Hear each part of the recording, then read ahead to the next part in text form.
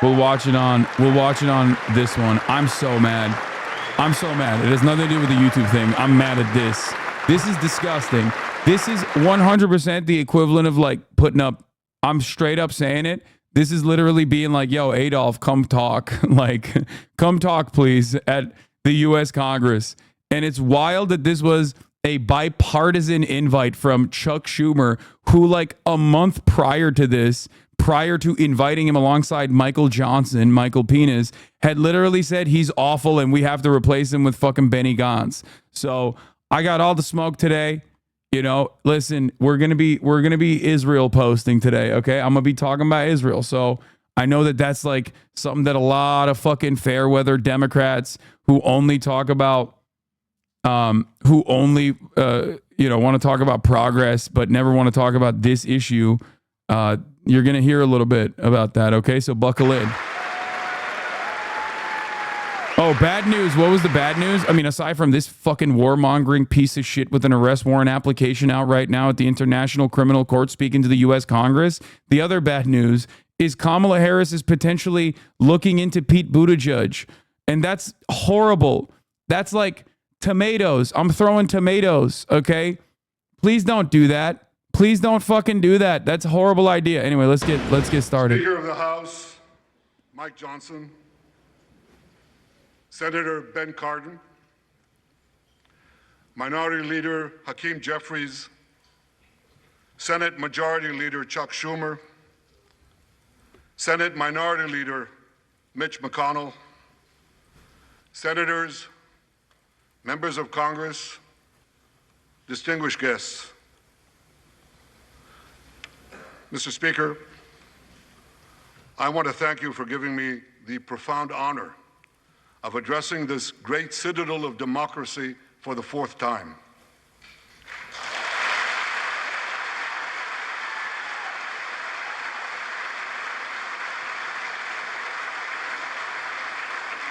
We meet today at a crossroads of history. Our world is in upheaval. In the Middle East, Iran's axis of terror confronts America, Israel, and our Arab friends. This is not a clash of civilizations. It's a clash between barbarism and civilization.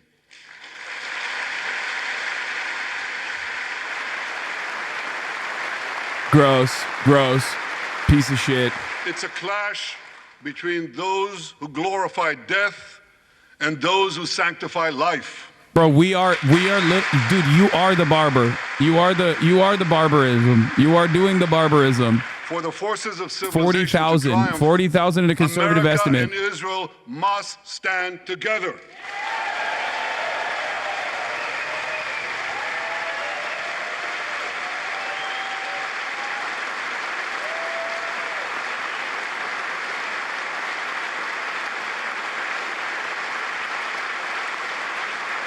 They're clapping for him!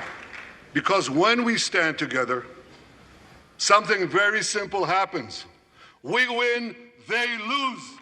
It's going to be so hard for me not to say terms of service violations right now. Like every fucking person, they're giving him a standing ovation the entire time. And my friends, I came to assure you today of one thing. We will win.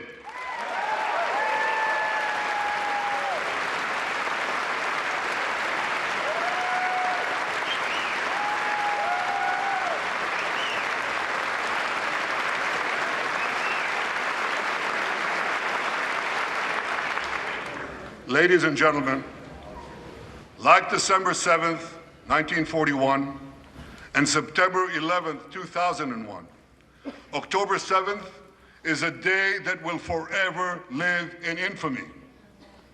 It was the Jewish holiday of Simchat Torah. It began as a perfect day, not a cloud in the sky. Thousands of young Israelis were celebrating at an outdoor music festival. And suddenly, at 6:29 a.m., as children were still sleeping soundly in their beds in the towns and kibbutzim next to Gaza, suddenly heaven turned into hell. 3,000 Hamas terrorists Yeah, stormed into Israel. he's gonna do gory details of October 7. He's gonna lie about some of the things that happened. Of course, he's not gonna bring up the fact that the IDF also messed up majorly, and that he is seen as like part of the reason why October 7 happened, like how it was ever allowed to happen. We're not even gonna get to any of that real shit. He is a monstrous piece of shit. They raped women. Yeah. They beheaded men. They burnt babies alive. None of that is real. They killed parents in front of their children and children in front of their parents. They dragged 255 people, both living and dead, into the dark dungeons of Gaza. Israel has already brought home 135 of these hostages, including 7 who were freed in daring rescue operations.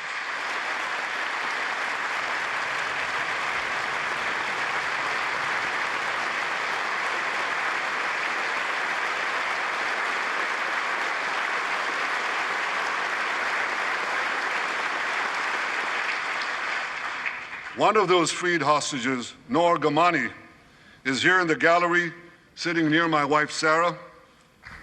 On the morning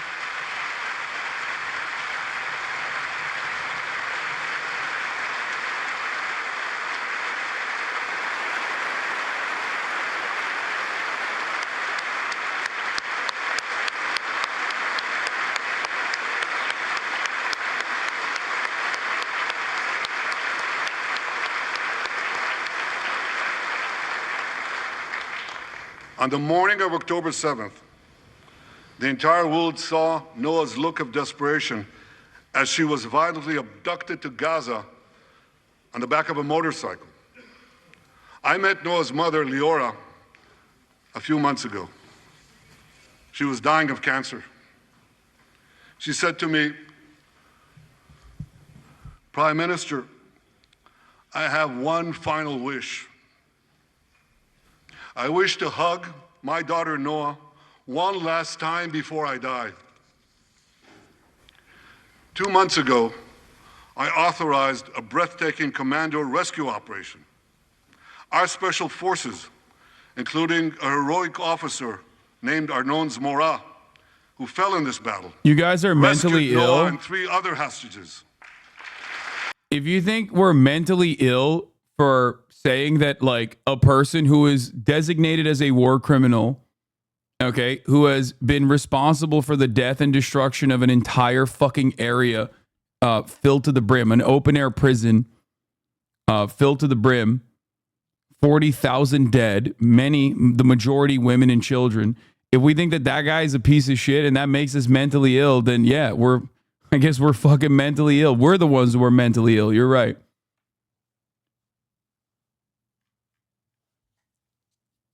Like, this is equivalent to Adolf Hitler giving a speech and the American Congress giving him a standing ovation. Like, straight up. It's insane. There is no world in which this would, like, ever happen. Many hostage families are also here with us today, including Eliyahu Bibas. Eliyahu Bibas is the grandfather of those 2 beautiful red-headed boys, the Bibas boys, toddlers. And they were taken hostage with their mother and Eliyahu's son. The entire family was taken hostage. 2 beautiful red-haired children taken hostage. What monsters. And with us also is Iris Chaim, whose son, Yotam, bravely escaped Hamas captivity with 2 other Israelis, and tragically they were killed making their way back to our lines. We have with us also the families of American hostages. They're here. Dude, this is, oh my God, I hate this. I hate this so much. But I do think, okay, here's my hopium. This is so fucking gross, and it will literally bring back attention to Gaza. Because everyone was talking about in the past 7 days, in the past 2 weeks, things heated up. Since the debate, basically no one was talking about Gaza. Benjamin Netanyahu coming out and swinging for the fucking fences in the immediate aftermath of an ICJ decision that declared Israel to be an apartheid state, that Israel must immediately evacuate all the territories that it currently occupies and go back to 1967 borders. And then the ICC warrant for his application is supposed to be going through any time. When he's giving a standing ovation like this, okay, when you're giving a standing ovation like this, there are two things happen. One, people are going to be like, why the fuck does anybody care about like a foreign leader this much? What the hell is going on? So it will negatively polarize people, I think. And secondly, it will cause people to pay attention to Gaza again. It'll be in the forefront of the conversation again. And that in and of itself, I think, will have negative consequences for Israel. It'll have negative consequences for Benjamin Netanyahu. Why are you muting? Just turn it down. Because I don't fucking care. You've heard him a million times over. He's not going to say anything new. This is exactly the same fucking speech. I thank President Biden for his heartfelt support for Israel after the savage attack on October 7th. He rightly called Hamas sheer evil. He dispatched 2 aircraft carriers to the Middle East to deter a wider war.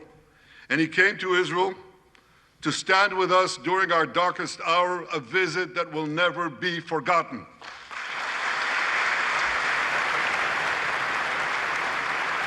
Like, the dark side of this, of course, is that this causes so much more people to be anti-Semitic. Like, this is how anti-Semitism festers, okay? Also, Nadler literally called Benjamin Netanyahu a piece of shit yesterday, and he's also giving him a standing O here today. So it's like, what are you doing? Nadler, you fucking shit your diapers on a regular basis, and you're using what remains of your, like, battery as an 800-year-old demon to, like, stand up to give him claps. What are we doing here? Have shown boundless courage. With us today,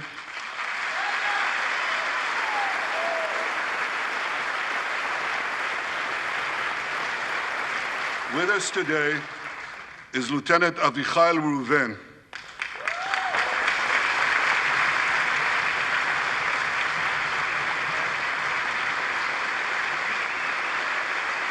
Bro, they love doing identity politics. They're so fucking conservative.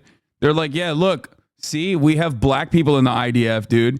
Hey, guys, don't ever look up what we did to Ethiopian Jews, okay? Please, don't do that. Don't look at the sterilization operation that we engaged in. Of October 7th, Israel, famously not racist. Of Hamas's bloody rampage. He put on his uniform. Like, this man is literally a far-right Republican in terms of, like, American Congress. And you have Democrats clapping for him. Even on partisan boundaries, this makes no fucking sense. It's like if Donald Trump set up the concentration camps and then put like a black Customs and Border Patrol officer in a fucking State of the Union address or a State of the Congress, and every Democrat was like clapping for the black Customs and Border Patrol guy. You know what I mean? It's so fucking gross. You heard that right? He ran 8 miles, came to the front lines, killed many terrorists, and saved many, many lives. I think that's a reach.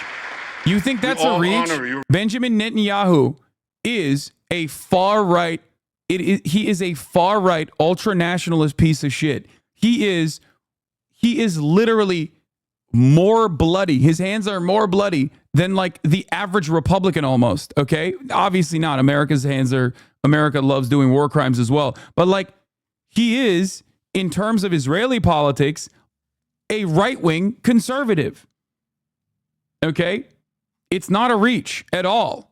This is identical. I'm using this analogy from American politics for all of the people who only understand American politics maybe a little bit and nothing about Israeli politics to literally comprehend what is going on here.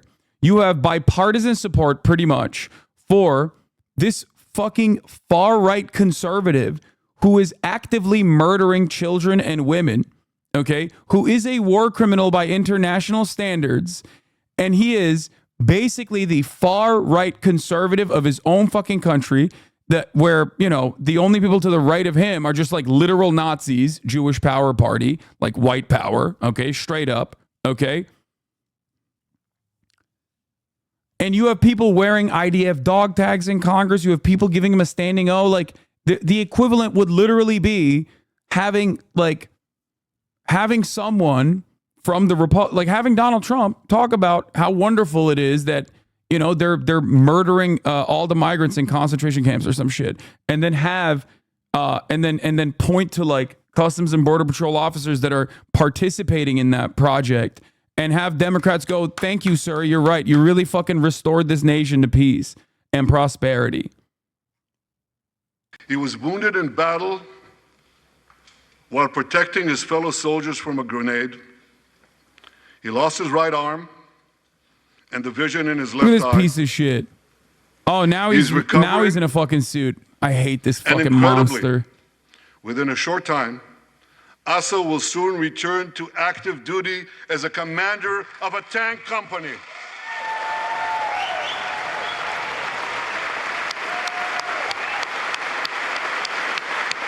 Wait, what?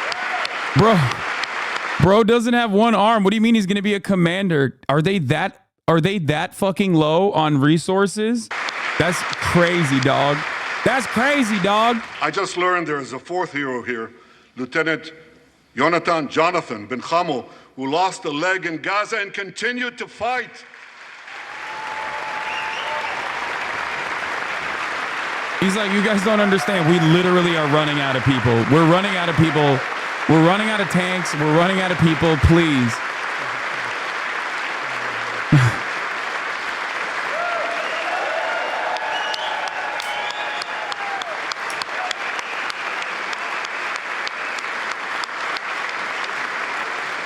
Isn't Bibi from Pennsylvania? Friends, yes. These are the soldiers of Israel, unbowed, undaunted, unafraid. It's... Listen, you don't understand. He was bravely trying to snipe yet another child in the head, and then accidentally slipped and fell and lost his leg.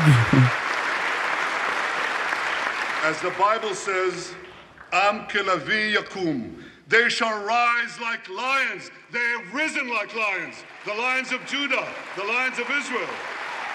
Why are they clapping for any of this?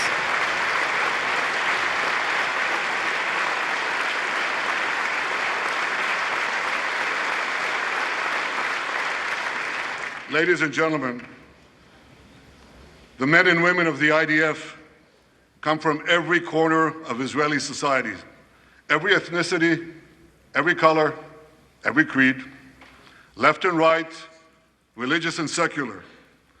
All are imbued with the indomitable spirit of the Maccabees, the legendary Jewish warriors of antiquity.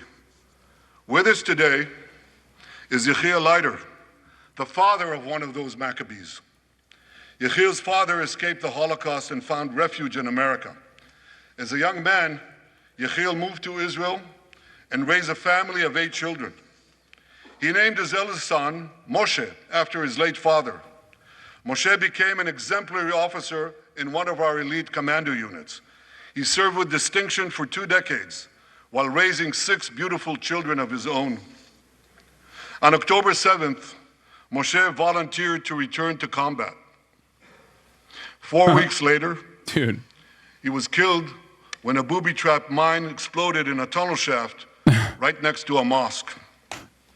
At his son's funeral, Yechiel said this: "If the state of Israel had not been established after the Holocaust, the image engraved in our collective I know the memory Leiter family would have been personally. the They're photograph settlers. of that helpless Jewish boy in the Warsaw Ghetto holding his hands up in the air with Nazi rifles pointed at him. But because of the birth of Israel," Yechiel continued, "because of the courage of soldiers like my son Moshe, the Jewish people are no longer helpless in the face of our enemies."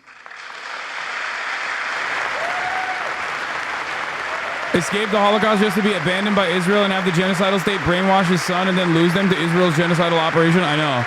He's like, dude, listen, he was on his way to go fucking smell some Palestinian underwear that he found in a fucking hollowed out Yechiel, apartment complex, and he blew up. Please rise so we can honor your son's sacrifice. And I pledge to you And to all the bereaved families of Israel, I don't care. some of whom are in this hall today, I don't care. I'm trying ones- so hard. I'm trying so hard not to say some shit, dude. I'm trying so hard not to be on fucking Fox News. Oh my Lord. America first, by the way. Yeah, Republicans love talking about America first, by the way.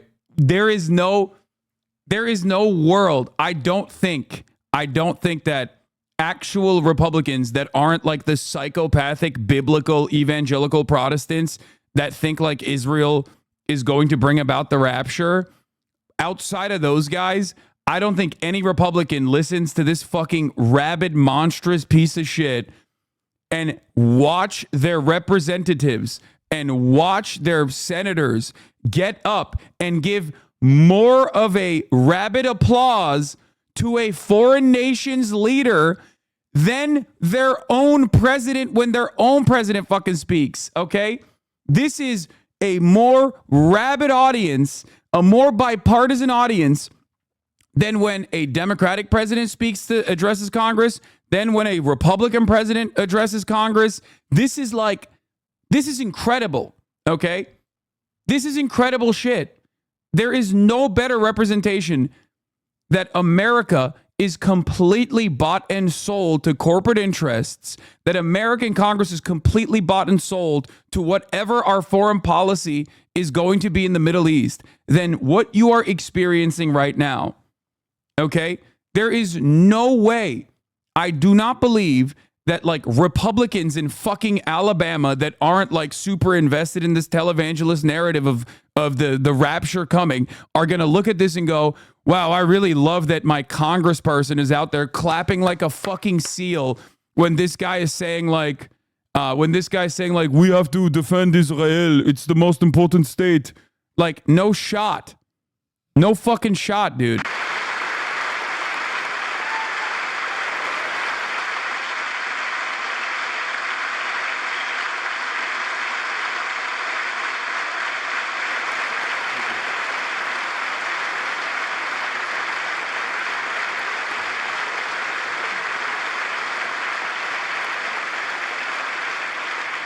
They refuse to make the simple distinction between those who target terrorists and those who target civilians, between the democratic state of Israel and the terrorist thugs of Hamas. We recently learned from the National Security Director, U.S. Director of National Intelligence, that Iran is funding and promoting anti-Israel protests in America. They want to disrupt America. Yeah. So these protesters burn American flags even on the 4th of July. And I wish to salute the fraternity brothers at the University of North Carolina. Oh, God. Oh, I'm going to throw up. The American flag. Bro, this is American culture war shit. He's doing American culture war issues, brother. I'm telling you, he is just a Republican. Just a Republican, okay? He is literally doing American culture war notes.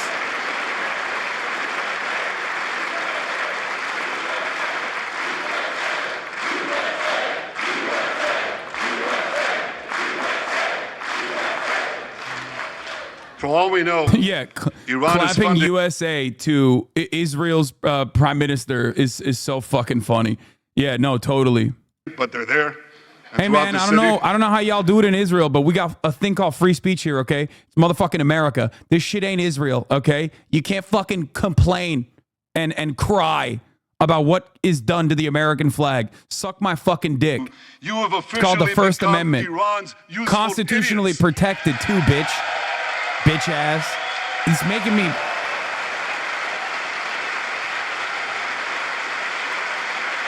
Imagine having a fucking foreign leader coming into U.S. Congress, shitting on American citizens and having their own fucking American representatives go, hell yeah, you're right. Suck my fucking dick. You monstrous pieces of shit. You fucking cowards. All of you. Shame on every single person. Proclaiming gays for Gaza. They might as well hold up signs saying chickens for KFC. Gross, dude. These protesters chant from the river to the sea. But many don't have a clue what river and what sea they're talking about. They not only get an F in geography, they get an F in history.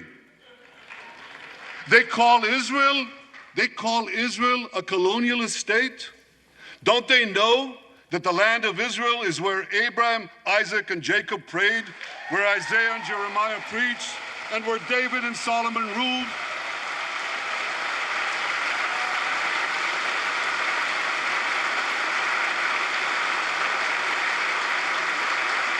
Why is Hakeem Jeffries clapping at that? Why are you clapping at that, you fucking donkey? For nearly 4,000 years, the land of Israel has been the homeland of the Jewish people. It's always been our home. It will always be our home.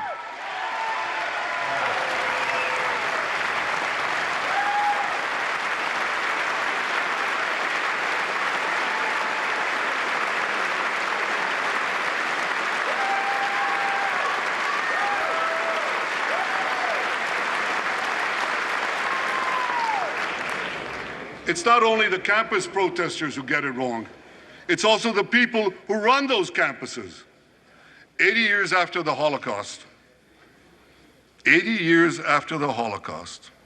the presidents of Harvard, Penn, and I'm ashamed to say my alma mater, MIT, couldn't bring themselves to condemn the calls for the genocide of Jews. You remember what they said? They said, it depends on the context. Well, let me give these befuddled academics a little context.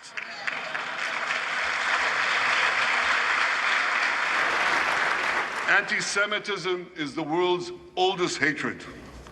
For centuries, the massacre of Jews was always preceded by wild accusations. We were accused of everything from poisoning wells to spreading plagues, to using the blood of slaughtered children to bake Passover matzahs. These preposterous anti-Semitic lies led to persecution, mass murder, and ultimately to history's worst genocide, the Holocaust.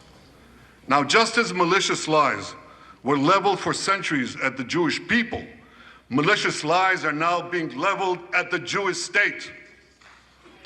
No, don't applaud. Listen. The outrageous slanders that paint Israel as racist and genocidal are meant to delegitimize Israel, to demonize the Jewish state, and to demonize Jews everywhere. And no wonder we've witnessed an appalling rise of anti-Semitism in America and around the world. Yeah, dude, no, this definitely won't contribute to like an appalling rise of actual anti-Semitism after Americans literally see something that they're not used to and they're like, why is this foreign leader getting so much play? Why does he have so much motion in American Congress? You think this doesn't contribute to anti-Semitism? This is literally like an American Nazi's wet dream, okay? This is an American Nazi's wet dream. They're going to be like, they will run this over and over again to be like, see? They will take advantage of the lack of critical thinking. They will take advantage of the lack of critical thinking that the average American has on this issue. Because on the one side, on the Israeli front, Israel consistently uses Judaism as a cynical deployment, a cynical shield to be like, yeah, we're doing this for Jews around the world. Joe Biden then reiterates that point and says, not a single Jew would be safe without Israel being a Jewish ethno-state. So Americans also associate Israel with Judaism when they shouldn't. Okay?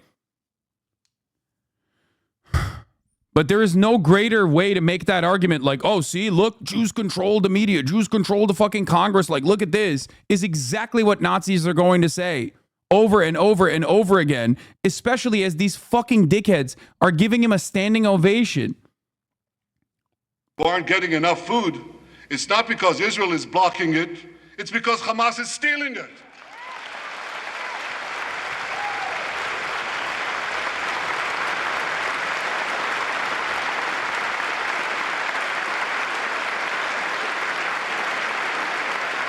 It's just, all of this is objectively a lie. Here's another.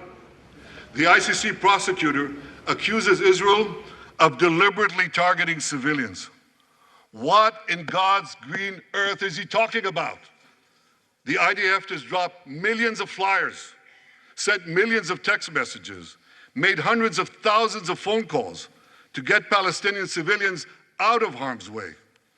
But at the same time, Hamas does everything in its power to put Palestinian civilians in harm's way. They fire rockets from schools, from hospitals, from mosques. They even shoot their own people when they try to leave. Bro, he's literally just talking about Israel. He's literally just talking about Israel. Listen to this. He boasted that Palestinian women and children excel at being human shields. His words, excel at being human shields. What monstrous evil.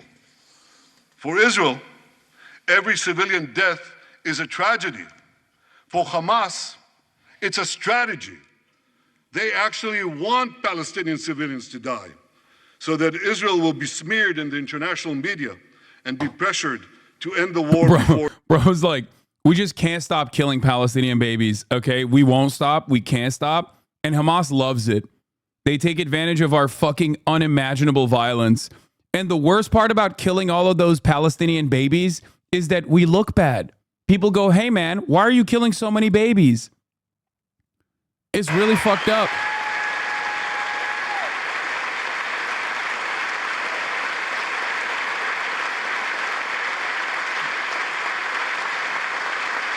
Virtually every single thing he has said has been debunked. The vast majority of Americans, every single thing he has said is either pure projection, it's Israel doing shit that he's attributing to Hamas, or they've been completely debunked. Will they bring up a Trump-style interpreter on CNN to address all of the lies he has told? I don't know. But as for the minority, I'm not holding my breath. That may have fallen for Hamas's cons job, I suggest you listen to Colonel John Spencer. John Spencer is head of urban warfare studies at West Point. He studied every major urban conflict. I was going to say in modern history. He corrected me, no, in history. Israel, he said, has implemented more precautions to prevent civilian harm than any military in history and beyond what international law requires.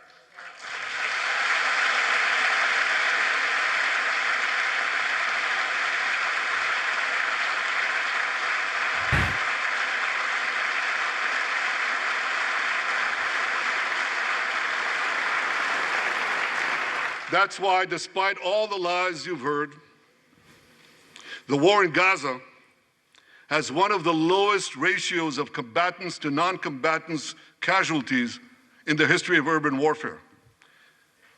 And you want to know where it's lowest in Gaza? It's lowest in Rafah. In Rafah. Remember what so many people said? If Israel goes into Rafah, there'll be thousands, maybe even tens of thousands of civilians killed. Y'all burned an entire fucking tent city down. Fuck you mean? I visited our troops as they finished fighting Hamas's remaining terrorist battalions. I asked the commander there, how many terrorists did you take out in Rafah? He gave me an exact number, 1,203.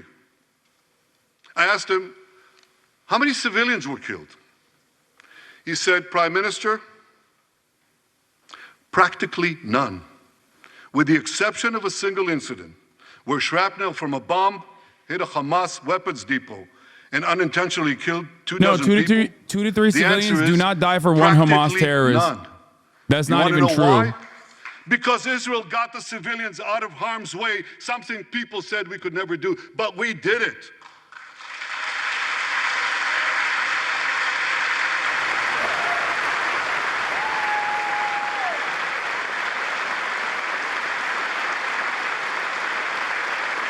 I know. The reason why Congress looks full right now, even though half the Democratic caucus is not there, is because they put seat fillers on. The war in Gaza, they should be commended for it.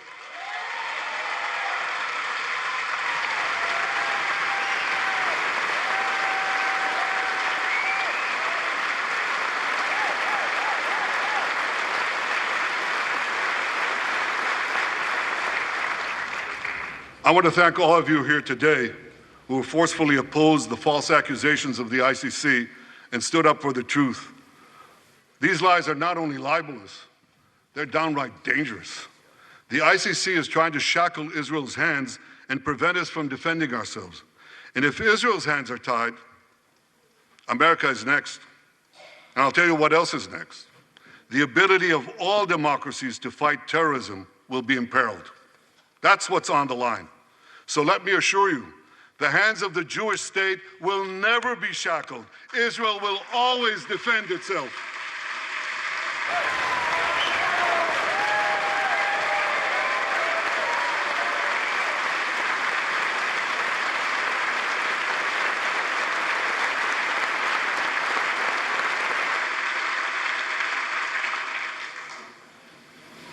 My friends, in the Middle East, Iran is virtually behind all the terrorism, all the turmoil, all the chaos, all the killing. And that should come as no surprise. Wait, what? Did he say Israel is behind all the terrorism in the Middle East? He's right. Ayatollah Khomeini pledged, we will export our revolution to the entire world. We will export the Islamic revolution to the entire world. Now ask yourself, which country ultimately stands in the way of Iran's maniacal plans to impose radical Islam on the world? And the answer is clear. It's America, the guardian of Western civilization and the world's greatest power. I'm not kidding. I think Benjamin Netanyahu is more popular in America than he is in Israel. I think Benjamin Netanyahu is more popular in America than he is in Israel. And I think Donald Trump is more popular in Israel than he is in America. It's like, what is happening? That's why Iran sees America as its greatest enemy. Last month, we heard a revealing comment, ostensibly about the war in Gaza, but about something else. It came from the foreign minister of Iran's proxy, Hezbollah, and he said this: this is not a war with Israel. Israel, he said, is merely a tool. The main war, the real war, is with America. Iran's regime has been fighting America from the moment it came to power. In 1979, it stormed the American embassy.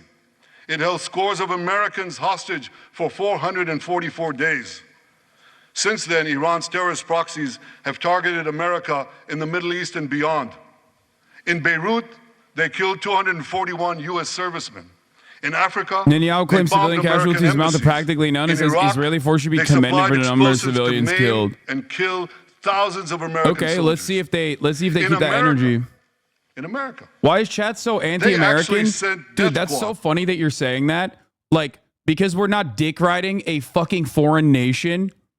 Because we're not dick riding a foreign nation's leader, absolutely just rubbing his penis on every single seat in fucking Congress as they give him a standing O behind every word in a way that they don't even do when an American president is speaking. There are more partisan protests when a fucking American president speaks and talks to its own fucking Congress. And that's anti-American? You think that's anti-American because we're not sufficiently dick riding Israel, a foreign country? The fuck is being American to you? Oh, sorry. If you do not immediately get on your knees and suck Benjamin Netanyahu's dick and balls, you are not sufficiently pro-America. Suck my dick. Yo, what up? That's why the mobs in Tehran chant death to Israel before they chant death to America. For Iran, Israel is first, America is next. So when Israel fights Hamas, we're fighting Iran.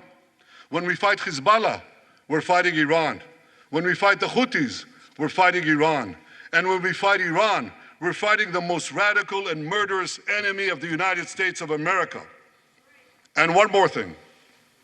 When Israel acts to prevent Iran from developing nuclear weapons that could destroy Israel and threaten every American city, every city that you come from, we're not only protecting ourselves, we're protecting you.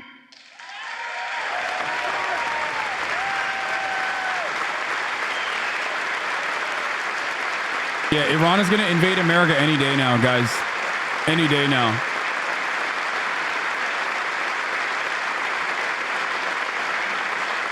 Like, how can you say you love this fucking nation and then simultaneously look at all of the fucking poverty everywhere? Okay? The roads are fucked. There's no infrastructure. Bridges are falling apart. You can't pay for education. Everything is too expensive. And this Congress is sending billions of dollars of weapons to a foreign state so they can actively murder more children and women. Like, think about that. How can you say you love America? How can you say you love America and then simultaneously turn around and go, and that's precisely why we got to give billions and billions of dollars to an apartheid state, even if you don't give a fuck, even if you personally don't care about all the fucking brown children that they're killing because they're brown, you should still be like, why are we giving them billions of dollars of weapons? Like, what the fuck are we doing here? Like, why are we giving them billions and billions and billions of fucking dollars? What the fuck is that about? How does that make sense in your fucking mind? If you're a Republican, how does that make sense in your fucking mind? Explain that to me, okay? To achieve this diplomatically. But let me be clear. Israel will do whatever it must do to restore security to our northern border and return our people safely to their homes.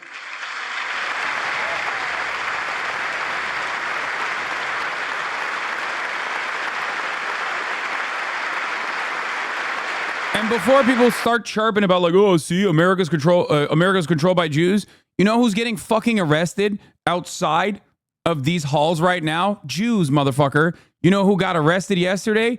Jews. Jews for ceasefire. Not in our name. Okay? Jewish Voice for Peace. There are so many fucking Jewish-led groups that are anti-war and anti-Israel and anti-Zionist that are getting absolutely murked right now by American police. Because they're American Jews who say, not in our fucking name. Okay? And they get arrested by the hundreds. They are tear gassing the press outside right now. Okay? Without even a dispersal order given, mind you. And we're doing that for what? We're doing that for Israel. Okay? It's not for Jews. It's for Israel. Israel might claim cynically that they are doing this for Judaism, but it's absolutely unconscionable behavior that has nothing to do with Judaism whatsoever. Okay? Never forget, there are significantly more evangelical Protestants that are ultra-Zionist in totality in this country than there are Jewish Zionists in this country. Okay? There are 10x more evangelical Protestants that love Israel and want Israel to fucking keep being this psychotic, rabid, bloodthirsty state, specifically because they think the rapture is going to happen.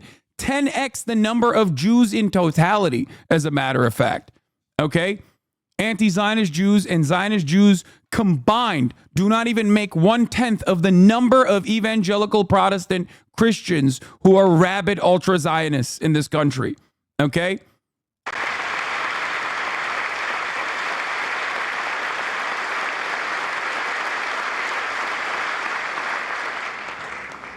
I deeply appreciate America's support, including in this current war. But this is an exceptional moment.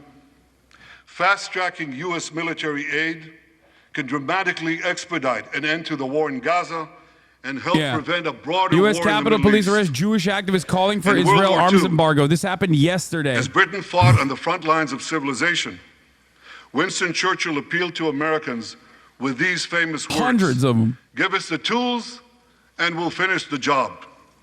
Today, as Israel fights on the front line of civilization, I too appeal to America. Give us the tools faster and we'll finish the job faster.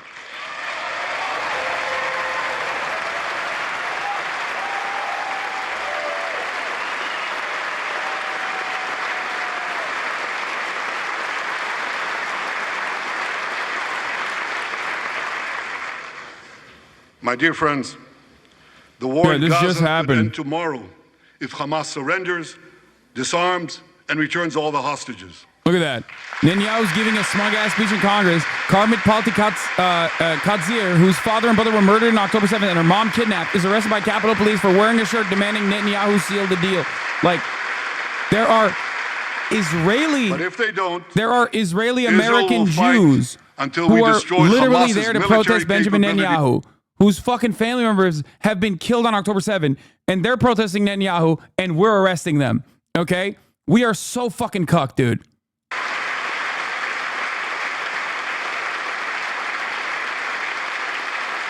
That's what total victory means, and we will settle for nothing less.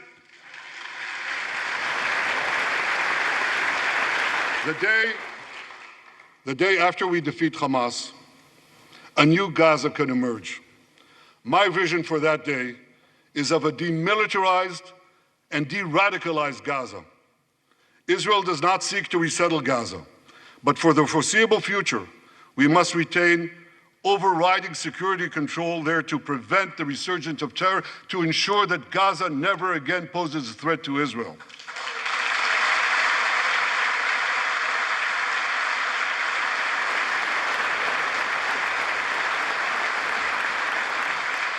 Gaza should have a civilian administration run by Palestinians who do not seek to destroy Israel. That's not too much to ask. It's a fundamental thing that we have a right to demand and to receive.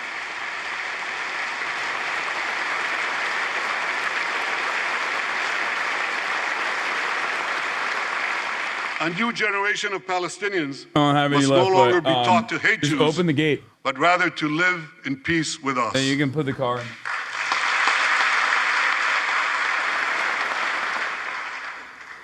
Those twin words, demilitarization and de-radicalization, those two concepts were applied to Germany and Japan after World War II, and that led to decades of peace, prosperity, and security. Bro, that should be. That is what has to happen to Israel, my boy. That's what happens to. That's what needs to happen to Israel. Regional partners. The demilitarization and de-radicalization. I'm trying a regular of Gaza diet Dr. can Pepper for the also first lead time to a ever, by the future way, of unrelated security, to everything that's going prosperity, on. and peace. That's After my vision yesterday's for shenanigans, Gaza. I got a regular diet Dr. Pepper.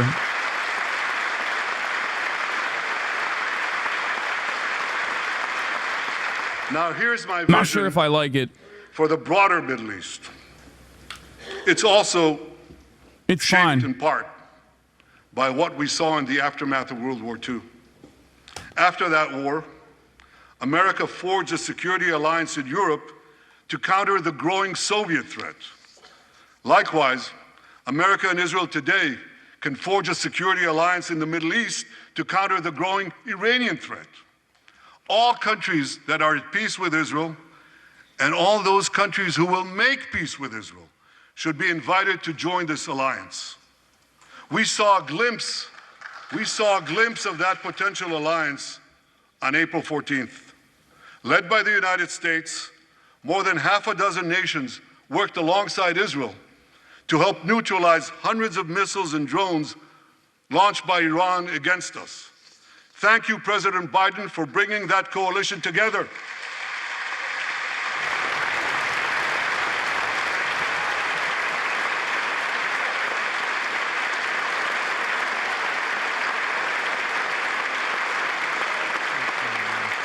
The new alliance I envision would be a natural extension of the groundbreaking Abraham Accords.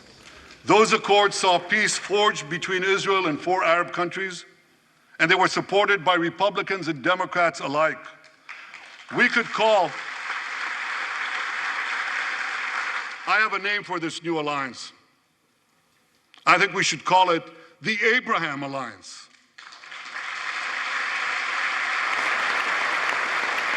I want to thank President Trump for his leadership in brokering the historic Abraham Accords.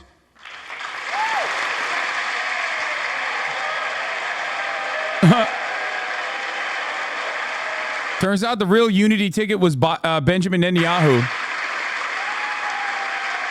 Turns out that's the real unity ticket, Like boys. Americans, Israelis were relieved that President He will Trump unite emerged this safe country and sound from that and dastardly save attack the on him. bloodlust that we have. Dastardly attack on American democracy.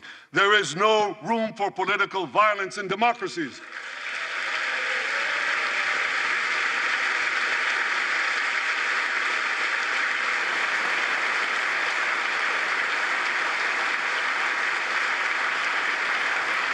I also want to thank President Trump for all the things he did for Israel, from recognizing Israel's sovereignty over the Golan Heights, to confronting Iran's aggression, to recognizing Jerusalem as our capital and moving the American embassy there.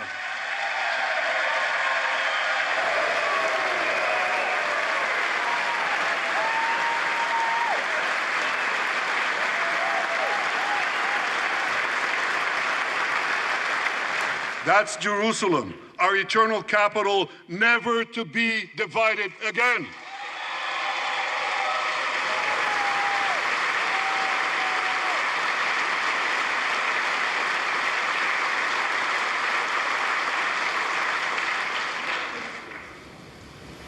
My dear friends, Democrats and Republicans, despite these times of upheaval, I'm hopeful about the future. I'm hopeful about Israel because my people, the Jewish people, emerged from the depths of hell, from dispossession and genocide. And against all odds, we restored our sovereignty in our ancient homeland. We built a powerful and vibrant democracy, a democracy that pushes the boundaries of innovation for the betterment of all humanity. I'm hopeful about America because I'm hopeful about Americans. I know how much the people of this country have sacrificed to defend freedom. America will continue to be a force for light and good in a dark and dangerous world. For free peoples everywhere, America remains the beacon of liberty its extraordinary founders envisioned back in 1776.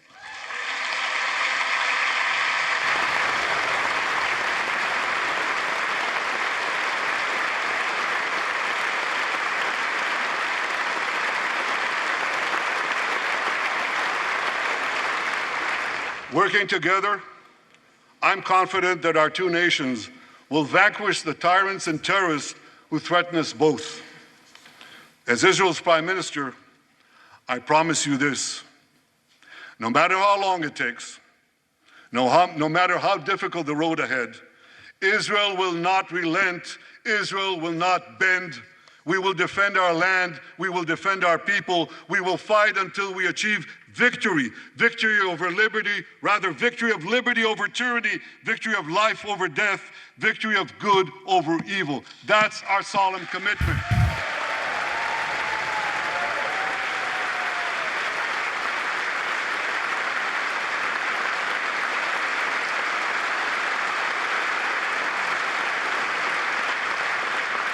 And we will continue to work with the United States and our Arab partners to transform a troubled region from a backwater of repression, poverty, and war into a thriving oasis of dignity, prosperity, and peace. In this noble mission, as in many others, Israel will always remain America's indispensable ally. Through thick and thin,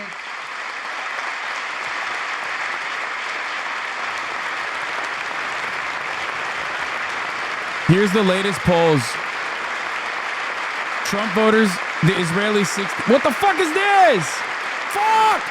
Trump voters say Israeli 68%. Harris voters, Palestinians 34%. The Israelis 12%. About equal 38%. On behalf of the people of Israel, I came here today to say thank you, America. Thank you for your support and solidarity. Thank you for standing in Israel, with Israel, in our hour of need. Together we shall defend our common civilization. Together we shall secure a brilliant future for both our nations.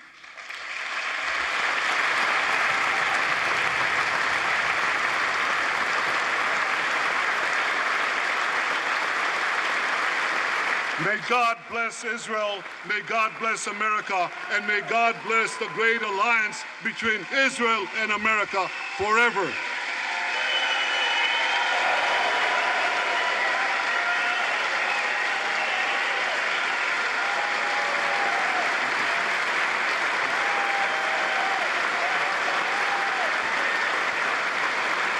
This is obviously vile, but I don't know, might have said enough to actually give cover for Dems to break on it, rebuff the peace plan, and glaze Trump on top of being a bloodthirsty monster.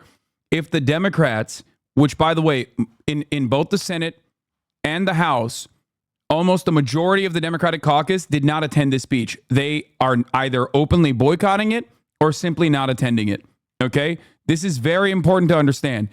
If Kamala Harris doesn't fucking boulder Netanyahu after this speech, she was not in attendance here. If Kamala Harris does not boulder Netanyahu after this fucking speech, which, by the way, this is the second time he's done this to a Democratic administration. For all of the fucking liberals in the chat, okay, I need you to understand something. He did this shit to Barack Obama too. Republicans, back then, Republicans invited him. This time it was a bipartisan invitation, okay? He did this shit to Barack Obama as well when Barack Obama was securing the Iran denuclearization agreement, okay? A phenomenal foreign policy achievement.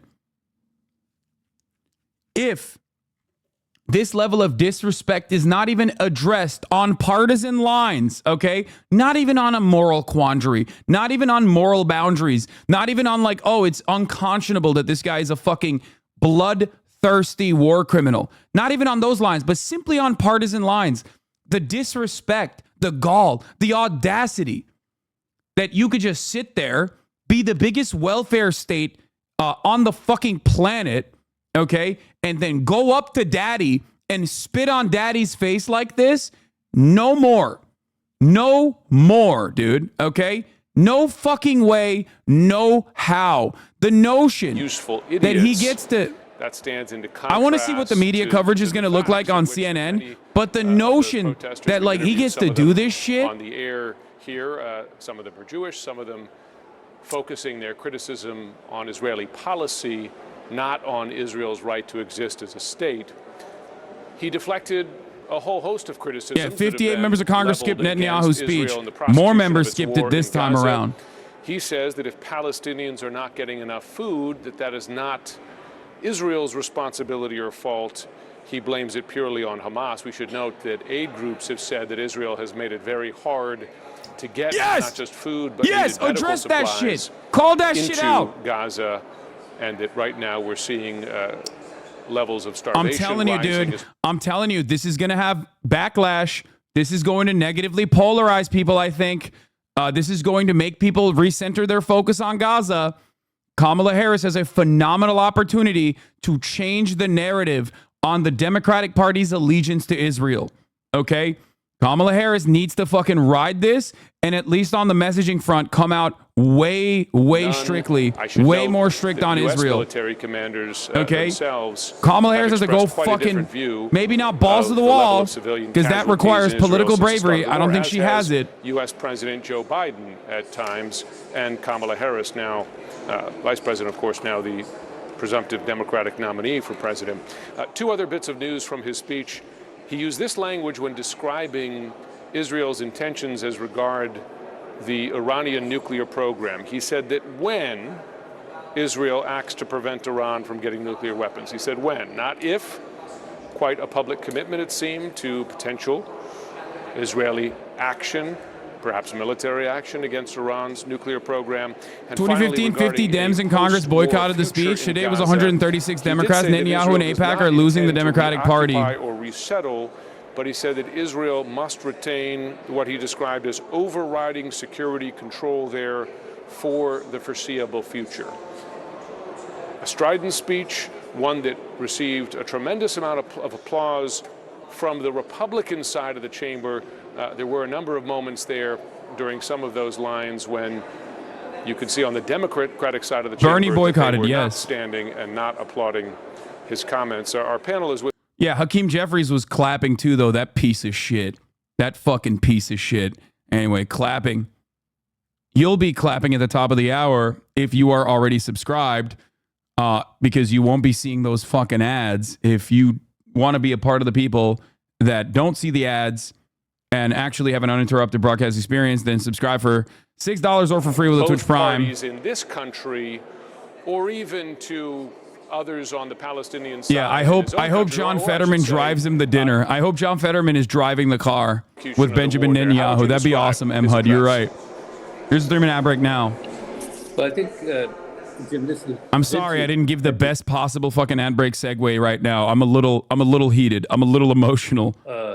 in terms of strategy or tactics I was clapping that he too. expressed. It was a very great speech. skillfully, Cool, man. orchestrated political theater, actually, almost like a sports event.